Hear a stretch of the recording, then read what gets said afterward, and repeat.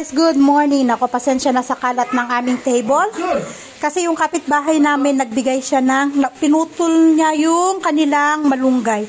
At binigyan niya ako ng bunga ng malunggay. Ayan o. Nag-start na akong maghimay kayang kalat dito sa mesa. At inasikaso ko na rin si Asher. Ready na siya. Ayun Ngayon, habang inaantay ang oras at kadarating lang din ni Asis, naghatid ng mga pasahero niya. At ihatid niya naman si Asher. So, tutuloy natin to. Himayin natin to para meron tayong pang ulam ngayon. At meron akong ampalaya. At pwede tayong mag-abraw. I-abraw natin to. Sarap. At saka, tignan ko kung meron pa akong okra dyan sa ref. Nilaro ni Tonton yung nagbigay din siya ng dahon ng malunggay. Yung lang to, yung baby na dahon.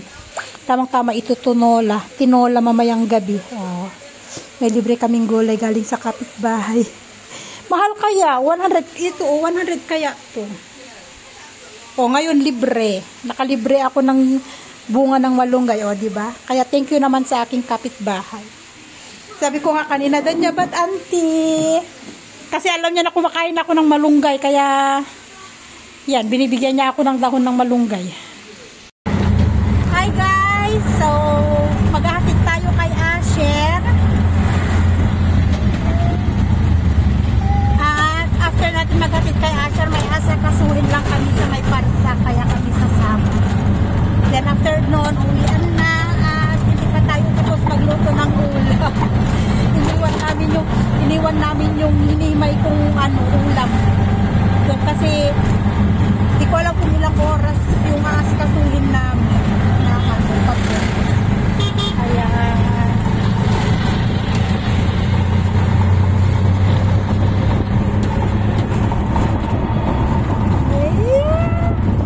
nandito kami sa shop kung saan kami nagpa-picture kay Tonton nung Thursday. Kukunin namin yung picture. Ay sis, we will see your picture, okay? And Dada. we will wait for your picture, okay? Okay? Chura. We will wait for your picture, okay? Has? Nepali way ng oo niya, hindi ganun. We will wait for your picture, has? Marunong na siyang sumagot. And Dada picture, has? We will wait, has?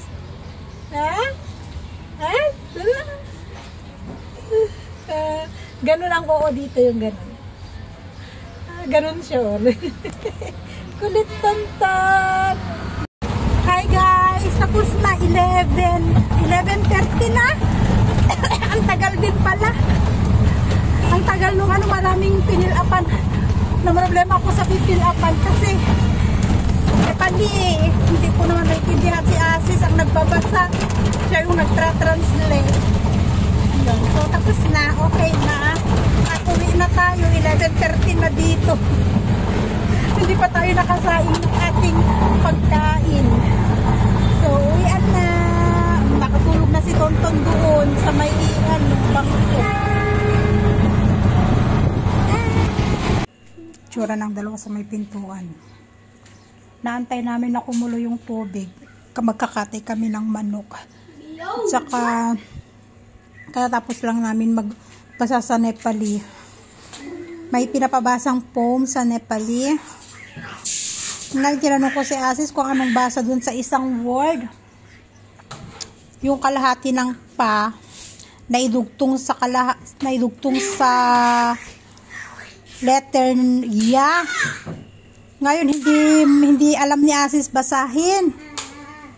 Sabi ko, ano ba kasi to? Sabi ko, kalahati daw ng pa. Sabi niya, tapos di ba ya ito? Sabi ko, oo, ito. Ito pala, ito.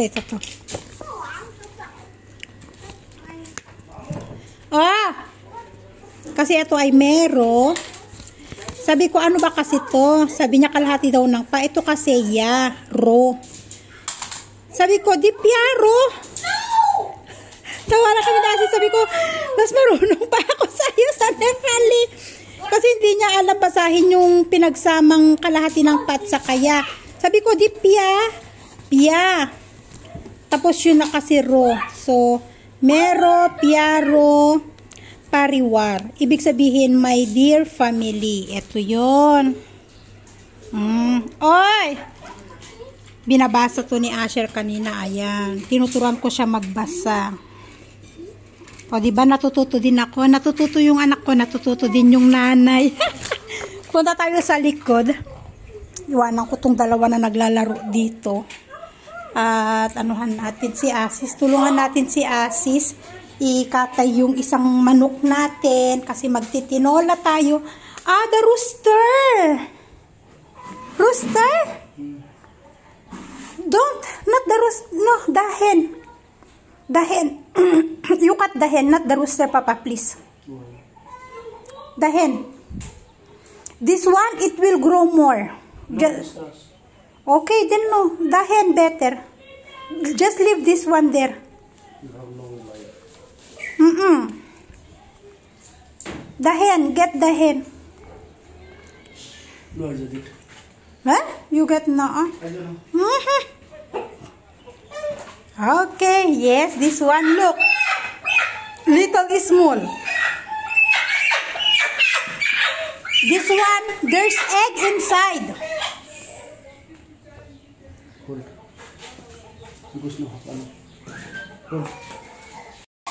Hi guys, so ayan, so antayin habang inaantay natin yung manok nakakatayin ni Asis. Bali, nahimay ko na lahat yung ating malunggay, bunga ng malunggay. Hinimay ko na habang fresh pa. Kasi mahirap siyang himayin kapag lantutay na. Mahirap tanggalan ng ng balat ba sa ibabaw. So, eto. Para to bukas. Ngayon, etong gagawin natin. Maghihimay tayo ng dahon ng malunggay. Para ipapanghalo natin sa lulutuin nating tinola. You play with adding there in the living room, Asher. I need to finish this one while Papa is cutting the chicken. At magluluto din. Be careful with the glass. Call Adding. Bring Adding to the living room. Come on, come on. Don't let Adding go outside. And don't let him play the bottle. Go get Adding. Come on. Ay, ang ingay ng mga anak ko. Pampang, come here. Take Adding. Come on. Hinayang ko sila maglaro para makatapos ako sa trabaho ko. Kaya ingay. Ingay, Asher. Ingay. Tapos, mag-harvest tayo ng dalawa na yung papayang hinog. May hinarvest ako, papayang hinog. Mas maliit nga lang siya ngayon. Nahinog na rin yung isa, yung mas malaki. Kinuha na rin ni Asis. Natuwa ako kasi, kahit pa paano, hindi ko problema ang prutas ni Asher araw-araw next week. Meron kaming sweet melon, dalawang papaya namin. Kahit ngayon, papaya, bukas, yung kalahati ng papaya, tapos yung sweet melon, tapos sweet melon ulit, tapos papaya ulit. Grapes, may apple kami dyan. Grapes, apple, diba? Hindi ko na problema. Pangbaon naman ni Asher, minsan ang niluluto ko yung mini donut, cupcake. Minsan nagagamit, ginagamit ko itong oven para sa cupcake niya. Tapos pasta. Tapos french fries. Kasi gusto niya nung homemade na french fries. French fries. Isang pagkain. Tapos Tapos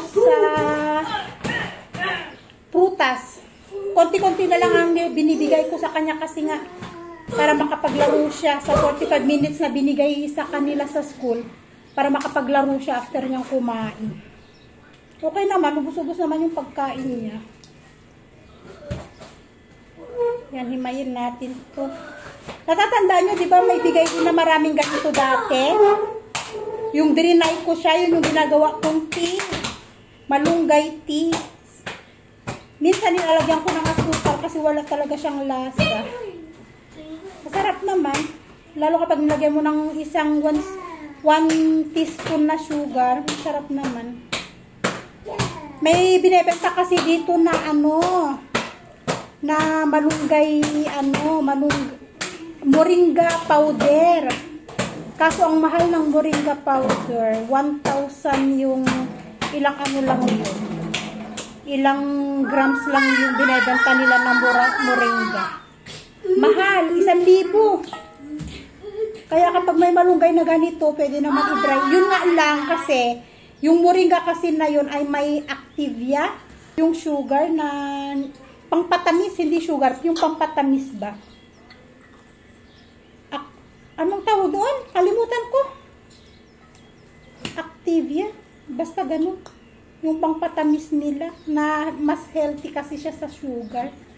May bulaklak to, kasi pag may bulaklak yung dahon medyo mapay.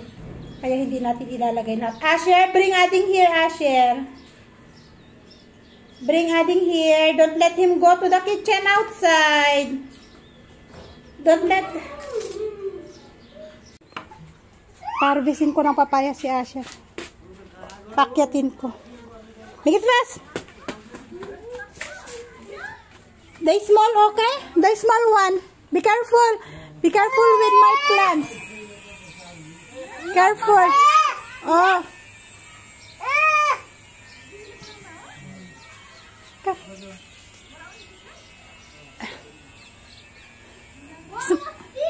Small, small. Which one? This one? No, no, no, no. This one? Yes. And how are these? You cannot? Yeah. Where is my slippers? Where is one of my slippers? The other one. Mommy? The other one, the small one. This one? Yes, yes, yes, yes. Yeah, okay, you twist. Yes. More, more, more. Okay, very good. Okay, jump. Okay, put it in the sink, okay? No, no, don't hold. Itchy that one. Yes, you need to wash your hand. That one is itchy. Yeah. Oh, meron tayong papaya. Good, anak ko. Kasan kayo yung isa kong chinelas pang bahay?